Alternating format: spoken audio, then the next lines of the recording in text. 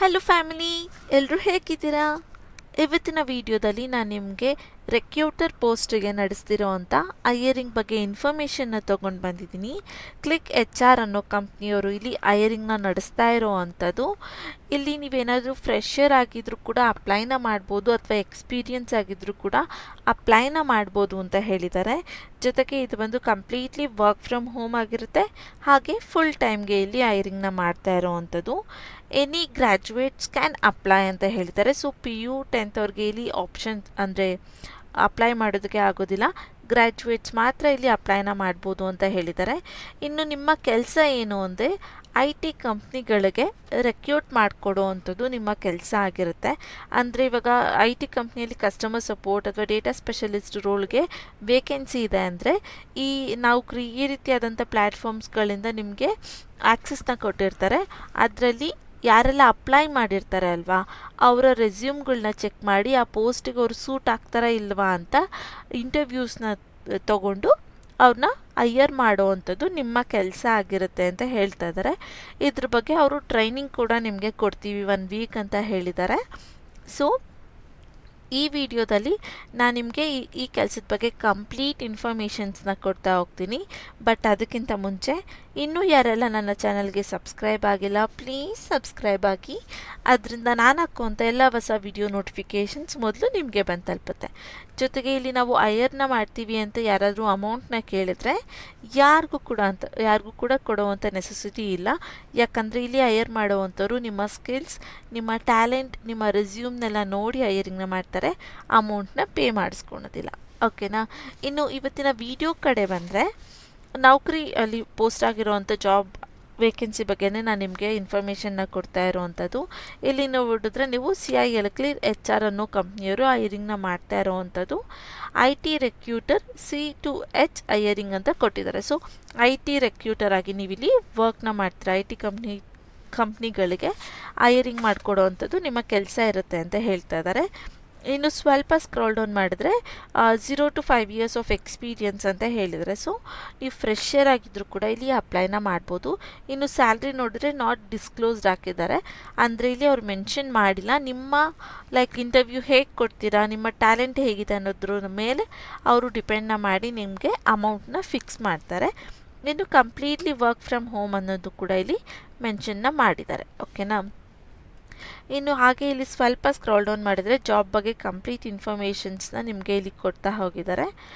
ಇಲ್ಲಿ ನೀವು ನೋಡಿದ್ರೆ ಜಾಬ್ ಡಿಸ್ಕ್ರಿಪ್ಷನ್ ಅಂತ ಕೊಟ್ಟು ಜಾಬ್ ರೋಲ್ ಡಿಸ್ಕ್ರಿಪ್ಷನ್ ಅಂತ ಮೆನ್ಷನ್ ಮಾಡಿದ್ದಾರೆ. Sourcing from different job boards such as ನೌಕರಿ ಆ್ಯಂಡ್ ಲಿಂಕ್ಡ್ಇನ್ ಅಂತ ಕೊಟ್ಟಿದ್ದಾರೆ. ನಾನು ನಿಮಗೆ ಹೇಳಿದೆ ಅಲ್ವಾ, ಇವ್ರದ್ದು ಲಿಂಕ್ಡ್ಇನ್ ಅಥವಾ ನೌಕರಿಯಲ್ಲಿ ಇದೇ ರೀತಿಯಾದಂಥ ಪ್ರೊಫೈಲ್ ಇರುತ್ತೆ ಹೈಯರಿಂಗಿಗೆ, ಅದ್ರದ್ದು ಆಕ್ಸೆಸ್ ನಿಮಗೆ ಕೊಟ್ಟಿರ್ತಾರೆ. ಇಲ್ಲ ಅಂದರೆ ನೌಕರಿ ಅಥವಾ ಲಿಂಕ್ಡ್ಇನ್ನಲ್ಲಿ ನೀವೇ ಒಂದು ಅಕೌಂಟ್ನ ಓಪನ್ ಮಾಡಿಕೊಂಡು ಈ ರೀತಿಯಾದಂಥ ಅವ್ರದ್ದು ಪೋಸ್ಟ್ ಏನಿದೆ ಅದನ್ನು ನೀವು ಹಾಕ್ತಾ ಇರಬೇಕಾಗಿರುತ್ತೆ. ಅಪ್ಲೈ ಮಾಡಿದವ್ರಿಗೆ ನೀವು ಇಂಟರ್ವ್ಯೂಸ್ ಅಥವಾ ರೆಸ್ಯೂಮ್ನ ಚೆಕ್ ಮಾಡಿ ಸೂಟ್ ಆಗೋರನ್ನ ಹೈಯರ್ ಮಾಡಬೇಕಾಗಿರುತ್ತೆ. ಇದ್ರ ಬಗ್ಗೆ ಅವ್ರು ನಿಮಗೆ ಕಂಪ್ಲೀಟಾಗಿ ಟ್ರೈನಿಂಗ್ನ ಕೊಡ್ತಾರೆ, ಅಥವಾ ಅರ್ಥ ಆಗಿಲ್ಲ ಅಂದರೆ ಹೆಲ್ಪ್ ಕೂಡ ಮಾಡ್ತಾ ಹೋಗ್ತಾರೆ.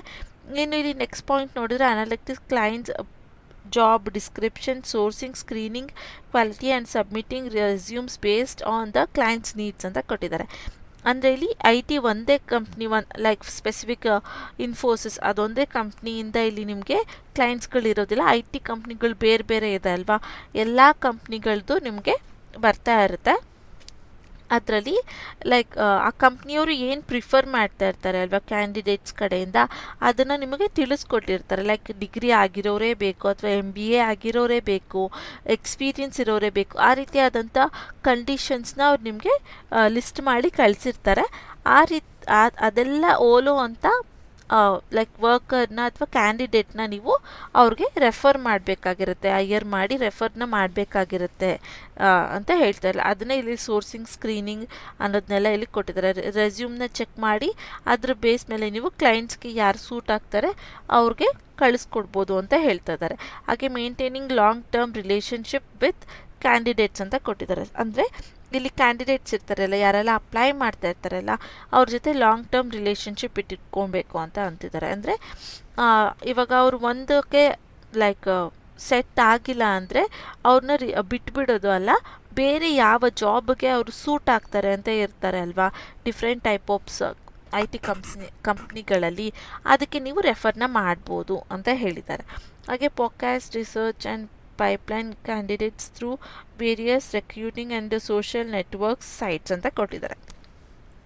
ಸೊ ಇಲ್ಲಿ ನೌಕರಿ ಮತ್ತು ಲಿಂಕ್ಡ್ಇನ್ ಎರಡರಿಂದನೇ ಅಲ್ಲ, ಬೇರೆ ಸೋಷಿಯಲ್ ಮೀಡಿಯಾ ಪ್ಲ್ಯಾಟ್ಫಾರ್ಮ್ಸ್ಗಳಿರುತ್ತೆ ಅಥವಾ ನೆಟ್ವರ್ಕ್ಸ್ಗಳಿರುತ್ತೆ ಅಲ್ವಾ, ಅಲ್ಲಿಂದ ಕೂಡ ನೀವು ಕ್ಯಾಂಡಿಡೇಟ್ಸ್ನ ಕರ್ಕೊಂಡು ಬರ್ಬೋದು, ಜೊತೆಗೆ ಅವ್ರಿಗೊಂದು ರೆಕ್ರೂಟ್ಮೆಂಟ್ನ ಮಾಡ್ಬೋದು, ಪೈಪ್ಲೈನ್ ಥರ ಅವ್ರಿಗೆ ಗೈಡೆನ್ಸ್ ಕೂಡ ಕೊಡ್ಬೋದು ಅಂತ ಹೇಳ್ತಾ ಇದ್ದಾರೆ.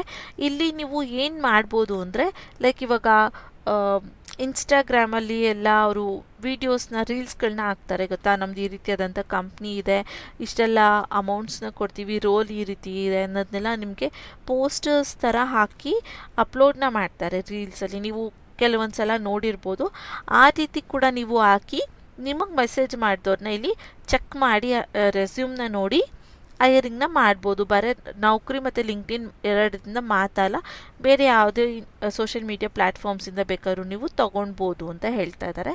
ಹಾಗೆ ಹೇಳ್ತಾರೆ, innovative and effective conversation skills to attack top talents ಅಂತ ಕೊಟ್ಟಿದ್ದಾರೆ. ಸೊ ಇಲ್ಲಿ ನೀವು ಇನೋವೇಟಿವ್ ಆಗಿಯೂ ಕೂಡ ಇರಬೇಕಾಗಿರುತ್ತೆ, ಜೊತೆಗೆ ಲೈಕ್ ಏನಂದರೆ ಸ್ಕಿಲ್ಸ್ ಅಟ್ರ್ಯಾಕ್ಟ್ ಆಗೋವಂಥ ಟ್ಯಾಲೆಂಟೆಡ್ ಇರೋವಂಥ ವರ್ಕರ್ಸ್ನ ಅಥವಾ ಕ್ಯಾಂಡಿಡೇಟ್ಸ್ನ ನೀವಿಲ್ಲಿ ಸೆಲೆಕ್ಟ್ ಮಾಡಿ ಕೊಡಬೇಕಾಗಿರುತ್ತೆ ಅಂತ ಹೇಳ್ತಾ ಇದ್ದಾರೆ.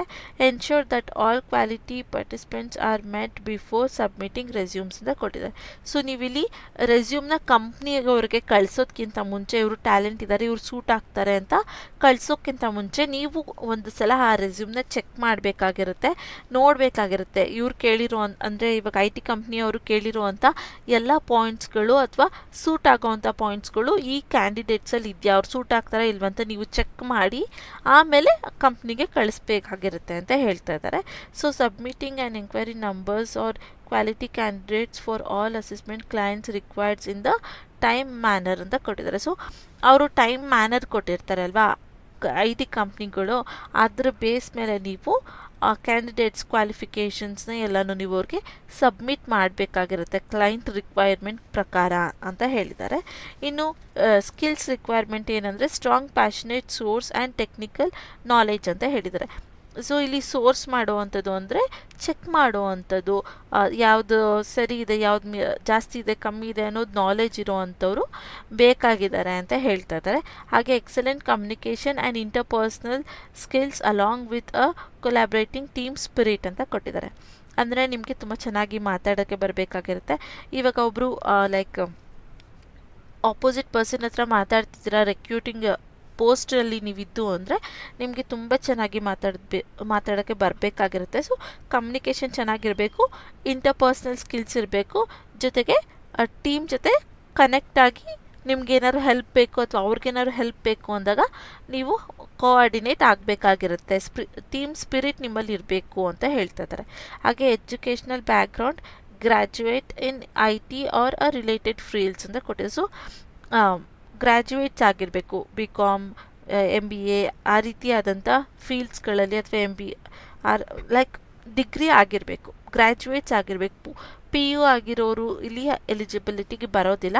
ಸೊ ಗ್ರ್ಯಾಜುಯೇಟ್ಸ್ ಆಗಿರೋರು ಇಲ್ಲಿ ಅಪ್ಲೈನ ಮಾಡಬೇಕಾಗಿರುತ್ತೆ ಅಂತ ಹೇಳ್ತಿದ್ದಾರೆ. ಸೊ ಸ್ಪೆಸಿಫಿಕ್ ಫೀಲ್ಡೇ ಅವ್ರು ಹೇಳಿಲ್ಲ, ಓಕೆನಾ, ಲೈಕ್ MBA BCom BSc ಆ ರೀತಿ ಯಾವುದೇ ಆಗಿದ್ರೂ ಇಲ್ಲಿ ನೀವು ಅಪ್ಲೈನ ಮಾಡ್ಬೋದು ಅಂತ ಹೇಳಿದ್ದಾರೆ. ಇನ್ನು ರೋಲ್ಸ್ನ ನೋಡಿದ್ರೆ ಐ ಟಿ ರೆಕ್ರೂಟರ್, ನಾನು ನಿಮಗೆ ಹೇಳಿದೆ ಅಲ್ವಾ ರೆಕ್ರೂಟರ್ ಪೋಸ್ಟ್ಗೆ ನೀವಿಲ್ಲಿ ಹೈರಿಂಗ್ನ ಮಾಡ್ತಾ ಇರೋದು ಅಂತ. ಇನ್ನು ಇಂಡಸ್ಟ್ರಿ ಟೈಪ್ ಬಂದರೆ ರೆಕ್ರೂಟರ್ ಅಂತಲೇ ಮೆನ್ಷನ್ ಮಾಡಿದ್ದಾರೆ. ಡಿಪಾರ್ಟ್ಮೆಂಟ್ ಬಂದರೆ ಹ್ಯೂಮನ್ ರಿಸೋರ್ಸ್ ಅಂತ ಕೊಟ್ಟಿದ್ದಾರೆ. ಎಂಪ್ಲಾಯ್ಮೆಂಟ್ ಟೈಪ್ ಬಂದು ಫುಲ್ ಟೈಮ್ ಪರ್ಮನೆಂಟ್ ಇರುತ್ತೆ, ಓಕೆನಾ. ಇನ್ನು ರೋಲ್ ಬಂದರೆ ರೆಕ್ರೂಟರ್ ಅಂತ ಕೊಟ್ಟಿದ್ದಾರೆ. ಓಕೆ ಅಲ್ವಾ, ಇದೇನು ಸಿಂಪಲ್ ಆಗಿದೆ, ಅರ್ಥ ಆಗುತ್ತೆ. ಇನ್ನು ಎಜುಕೇಷನ್ ನೋಡಿದ್ರೆ ಎನಿ ಗ್ರ್ಯಾಜುಯೇಟ್ಸ್ ಅಂತ ಮತ್ತೆ ಮೆನ್ಷನ್ ಮಾಡಿದ್ದಾರೆ. ಸ್ಕಿಲ್ಸ್ ನೋಡಿದ್ರೆ ನಿಮಗೆ contact ಹೈಯರಿಂಗ್ I T recruitment C2H ಅಂತ ಮೆನ್ಷನ್ ಮಾಡಿದ್ದಾರೆ. ಇದಿಷ್ಟು ಜಾಬ್ ಬಗ್ಗೆ ಇನ್ಫಾರ್ಮೇಷನ್ ಆಗಿತ್ತು. ಇನ್ನು ಸಿಂಪಲ್ಲಾಗಿ ಈ ಜಾಬ್ ಬಗ್ಗೆ ಹೇಳಬೇಕು ಅಂದರೆ ಲೈಕ್ ನೌಕರಿ, ಲಿಂಕ್ಡ್ಇನ್ ಅಥವಾ ಸೋಷಿಯಲ್ ಮೀಡಿಯಾಸ್ ಬೇರೆ ಬೇರೆ ಪ್ಲ್ಯಾಟ್ಫಾರ್ಮ್ಸ್ಗಳಲ್ಲಿ ಯಾರಾದರೂ ಜಾಬ್ನ ಸರ್ಚ್ ಮಾಡ್ತಾ ಇರ್ತಾರಲ್ವಾ, ಅವ್ರನ್ನ ನೀವು ಹೈಯರ್ ಮಾಡಬೇಕಾಗಿರುತ್ತೆ. ನಿಮಗೆ ಹೇಗೆ ಗೊತ್ತಾಗುತ್ತೆ ಅಂದರೆ, ನೀವೀಗ ಇನ್ಸ್ಟಾಗ್ರಾಮ್ ಅಂತ ತೊಗೊಂಡ್ರೆ ಅಲ್ಲಿ ಪೋಸ್ಟ್ಗಳನ್ನ ರೀಲ್ಸ್ಗಳನ್ನ ಹಾಕಬೇಕಾಗಿರುತ್ತೆ. ಅದನ್ನು ನೋಡಿಕೊಂಡು ಅವ್ರು ನಿಮಗೆ ಡಿ ಎಮ್ ಮಾಡುವಂಥದ್ದು. ಅಥವಾ ಲಿಂಕ್ಡ್ಇನ್ ನೌಕರಿಯಲ್ಲಿ ನೀವು ಇದೇ ರೀತಿಯಾದಂಥ ಲೈಕ್ ಇವ್ರು ಹಾಕಿದಾರಲ್ಲ, ಇದೇ ರೀತಿಯಾದಂಥ ಪೋಸ್ಟ್ಗಳನ್ನ ನೀವು ಹಾಕಬೇಕಾಗಿರುತ್ತೆ. ಅದನ್ನು ನೋಡಿಕೊಂಡು ಅವ್ರು ನಿಮಗೆ ಅಪ್ಲೈ ಮಾಡಿದಾಗ ಅವರ ರೆಸ್ಯೂಮ್ನ ಚೆಕ್ ಮಾಡಿ ನೀವು ಯಾವ ಪೋಸ್ಟಿಗೆ ಅವರು ಸೂಟ್ ಆಗ್ತಾರೆ ಅಂತ ನೋಡಿಬಿಟ್ಟು ಕಂಪ್ನಿಗೆ ರೆಫರ್ ಮಾಡುವಂಥದ್ದು ನಿಮ್ಮ ಕೆಲಸ ಇರುತ್ತೆ. ನಿಮಗೆ ಅಕಸ್ಮಾತ್ ಇದು ನಮಗೆ ಮಾಡೋಕ್ಕೆ ಬರೋದಿಲ್ಲ, ಟಫ್ ಇದೆ ಅನಿಸಿದ್ರೆ ಕಂಪ್ನಿಯವರು ನಿಮಗೆ ಹೆಲ್ಪ್ ಕೂಡ ಮಾಡ್ತಾರೆ, ಟ್ರೈನಿಂಗ್ ಕೂಡ ಕೊಡ್ತಾರೆ. ತುಂಬ ಕಷ್ಟ ಏನಿಲ್ಲ ಫ್ರೆಂಡ್ಸ್, ತುಂಬ ಈಸಿ ಆಗಿರೋವಂಥ ಕೆಲಸನೇ. ಯಾಕಂದರೆ ನಾನು ಇದೇ ಕೆಲಸನ ಪ್ರೆಸೆಂಟಲ್ಲೂ ಕೂಡ ಮಾಡ್ತಾ ಇರೋವಂಥದ್ದು. ಸೊ ತುಂಬ ಕಷ್ಟ ಏನಿಲ್ಲ. ಫಾರ್ ಕಂಪ್ನಿ ಕಡೆಯಿಂದ ನಿಮಗೆ ಕೆಲವೊಂದು ಡೀಟೇಲ್ಸ್ನ ಕಳಿಸ್ತಾರೆ. ಯಾವ ಪೋಸ್ಟ್ಗೆ ಅವರ ಸ್ಕಿಲ್ಸ್ ಏನಿರಬೇಕು, ಅವ್ರು ಏನು ಓದಿರಬೇಕು, ಎಕ್ಸ್ಪೀರಿಯನ್ಸ್ ಇರಬೇಕಾ ಬೇಡವಾ, ನಿಜವಾಗ್ಲೂ ಅವರ ರೋಲ್ ಏನಿರುತ್ತೆ ಅನ್ನೋದನ್ನ ಆಲ್ರೆಡಿ ನಿಮಗೆಲ್ಲ ಕಳಿಸ್ಬಿಟ್ಟಿರ್ತಾರೆ. ಇವಾಗ ನೀವು ಇಲ್ಲಿ ಹೆಂಗೆ ಟೈಪ್ ಮಾಡಿದಿರಲ್ಲ, ಇದೆಲ್ಲ ಆಲ್ರೆಡಿ ಅವ್ರು ನಿಮಗೆ ಕಳಿಸ್ಬಿಟ್ಟಿರ್ತಾರೆ. ಜಸ್ಟ್ ನೀವು ಲಿಂಕ್ಡ್ಇನ್ ಅಥವಾ ನೌಕರಿಯಲ್ಲಿ ಒಂದು ಲೈಕ್ ಸರ್ಚರ್ ಅಥವಾ ಲೈಕ್ ಏನಂತ ಹೇಳ್ತಾರೆ, ಜಾಬ್ ಸೀಕರ್ ಬೇರೆ ಬರುತ್ತೆ ಅಥವಾ ಜಾಬ್ ಹೈಯರ್ ಬೇರೆ ಬರುತ್ತೆ. ನೀವು ಹೈಯರಿಂಗಲ್ಲಿ ಆ ಅಕೌಂಟ್ನ ಓಪನ್ ಮಾಡಿ ಇಲ್ಲಿರುವಂಥ ಇನ್ಫಾರ್ಮೇಷನ್ನ ಅವ್ರು ಹಾಕಿರೋ ರೀತಿ ಹೆಡ್ಲೈನ್ಸ್ನೆಲ್ಲ ಹಾಕ್ಬಿಟ್ಟು ನೀವು ಒಂದು ಪೋಸ್ಟ್ನ ಕ್ರಿಯೇಟ್ ಮಾಡಬೇಕಾಗಿರುತ್ತೆ. ಇದೇ ರೀತಿ ಇದಕ್ಕೆ ನೋಡಿಕೊಂಡು ನಿಮ್ಮಾಗೆ ಯಾರು ಅಪ್ಲೈ ಮಾಡಿರ್ತಾರೆ ಅಲ್ವಾ, ಅವರ ರೆಸ್ಯೂಮ್ನ ನೀವು ಚೆಕ್ ಮಾಡಿ ಹೈಯರ್ ಮಾಡುವಂಥದ್ದು ಇರುತ್ತೆ. ನಿಮಗೆ ಹೇಳಿದ್ನಲ್ಲ, ಕಂಪ್ನಿ ಕಡೆಯಿಂದ ಟ್ರೈನಿಂಗ್ ಕೊಡ್ತಾರೆ. ಇಲ್ಲಾಂದರೆ ನೀವು ಯೂಟ್ಯೂಬಲ್ಲೇ ಸರ್ಚ್ ಮಾಡಿದ್ರು ಕೂಡ ನಿಮಗೆ ಗೊತ್ತಾಗುತ್ತೆ ಹೇಗೆ ಪೋಸ್ಟ್ ಹಾಕೋದು ಮಾಡೋದು ಅನ್ನೋದೆಲ್ಲ. ನಾನು ಮಾಡ್ಬೋದು ಅಂದರೆ ನೀವು ನೆಕ್ಸ್ಟ್ ಇಲ್ಲಿ ಹೈಯರಿಂಗ್ನ ಸ್ಟಾರ್ಟ್ ಮಾಡ್ಬೋದು, ಲೈಕ್ ಅಪ್ಲೈ ಮಾಡ್ಬೋದು ಅಂತ ಹೇಳ್ತಾ ಇರೋದು. ಸೊ ಇದು ಕಂಪ್ಲೀಟ್ಲಿ ವರ್ಕ್ ಫ್ರಮ್ ಹೋಮ್ ಇದೆ, ಯಾವುದೇ ರೀತಿ ಫೀಲ್ಡ್ ವರ್ಕ್ ಅಥವಾ ಆಫೀಸ್ ವರ್ಕ್ ಇರಲಿಲ್ಲ, ಕಂಪ್ಲೀಟ್ಲಿ ವರ್ಕ್ ಫ್ರಮ್ ಹೋಮ್ ಇದೆ. ಅದು ಫುಲ್ ಟೈಮ್ಗೆ ಇಲ್ಲಿ ಹೈರಿಂಗ್ನ ಮಾಡ್ತಾ ಇರೋವಂಥದ್ದು. ಜೊತೆಗೆ ಬೆಸ್ಟ್ ಪಾರ್ಟ್ ಏನಂದರೆ ಫ್ರೆಷರ್ಸ್ ಕ್ಯಾನ್ ಅಪ್ಲೈ ಅಂತ ಹೇಳಿದ್ದಾರೆ. ಆದಷ್ಟು ಈ ರೋಲ್ಗೆ ಲೈಕ್ ಎಕ್ಸ್ಪೀರಿಯನ್ಸ್ ಆಗಿರೋರನ್ನೇ ತೊಗೊಳೋ ಅಂಥದ್ದು, ಬಟ್ ಇಲ್ಲಿ ಫ್ರೆಷರ್ಸ್ ಕ್ಯಾನ್ ಅಪ್ಲೈ ಅಂತ ಹೇಳಿದ್ದಾರೆ. ಜೊತೆಗೆ ಎನಿ ಗ್ರ್ಯಾಜುಯೇಟ್ಸ್ ಕ್ಯಾನ್ ಅಪ್ಲೈ ಅಂತ ಹೇಳಿದ್ದಾರೆ. ಸೊ ಯಾರಿಗೆಲ್ಲ ಇಂಟ್ರೆಸ್ಟ್ ಇದೆ ಇಲ್ಲಿ ನೀವು ಲೈಕ್ ಅಪ್ಲೈನ ಮಾಡ್ಬೋದು. ನಿಮಗೆ ಬರೋದಿಲ್ಲ, ನನಗೆ ಇದು ಲೈಕ್ ಅಷ್ಟು ಗೊತ್ತಾಗ್ತಾ ಇಲ್ಲ ಅಂದರೂ ಕೂಡ ಅಪ್ಲೈನ ಮಾಡಿ, ಏನೂ ಪ್ರಾಬ್ಲಮ್ ಇಲ್ಲ, ಅವ್ರು ನಿಮಗೆ ಹೇಳ್ಕೊಡ್ತಾರೆ. ಓಕೆನಾ.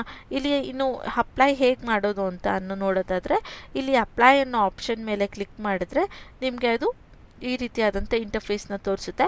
ಈ ರೀತಿ ಬಂತು ಅಂದರೆ ನಿಮ್ಮ ಅಪ್ಲಿಕೇಶನ್ ಸಕ್ಸಸ್ಫುಲ್ಲಾಗಿ ಸಬ್ಮಿಟ್ ಆಗಿದೆ ಅಂತ. ನೀವಿಲ್ಲಿ ಸ್ಟಾರ್ಟ್ ಪ್ರಿಪೇರಿಂಗ್ ಅಂತ ಕೂಡ ಕೊಟ್ಟರೆ ಕೆಲವೊಂದು ಸ್ಟೆಪ್ಸ್ನ ನಿಮಗೆ ತೋರಿಸುತ್ತೆ, ಅಲ್ಲಿ ನೀವು ಅದನ್ನು ನೋಡ್ಕೊಳ್ಬೋದು.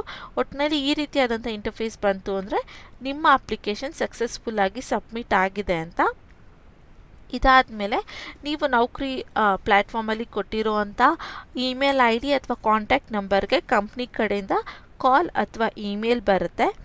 ಆದಷ್ಟು ನಿಮ್ಮ ಇಮೇಲಲ್ಲಿ ಸ್ಪ್ಯಾಮ್ ಲಿಸ್ಟ್ ಕೂಡ ಚೆಕ್ ಮಾಡ್ಕೊತಾ ಇರಿ. ಸೊ ಅದರಿಂದ ಕಂಪ್ನಿ ಕಡೆಯಿಂದ ಬರುವಂಥ ಇಮೇಲ್ಸ್ನ ನೀವು ಮಿಸ್ ಮಾಡ್ಕೊಳೋದಿಲ್ಲ. ಯಾವುದೇ ಅನ್ನೋನ್ ನಂಬರಿಂದ ಕಾಲ್ ಬಂದರೂ ರಿಸೀವ್ ಮಾಡಿ ಕಾನ್ಫಿಡೆಂಟಾಗಿ ರಿಪ್ಲೈನ ಮಾಡಿ ಆನ್ಸರ್ ಮಾಡಿ ಅಂತ ಹೇಳ್ತೀನಿ. ಸೊ ಇದಿಷ್ಟು ಇವತ್ತಿನ ವಿಡಿಯೋ ಆಗಿತ್ತು. ಈ ವಿಡಿಯೋ ನಿಮಗೆ ಇಷ್ಟ ಆದರೆ ಪ್ಲೀಸ್ ಲೈಕ್, ಶೇರ್ ಹಾಗೂ ಕಮೆಂಟ್ ಮಾಡಿ.